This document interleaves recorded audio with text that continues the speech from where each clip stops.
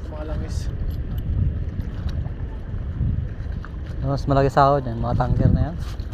Pero delikado.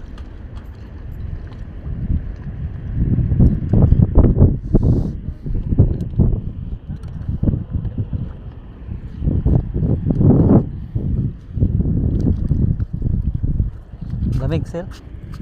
Ha? Malamig? Lamig. Mamaya kukuha tayong kuhan. Sige.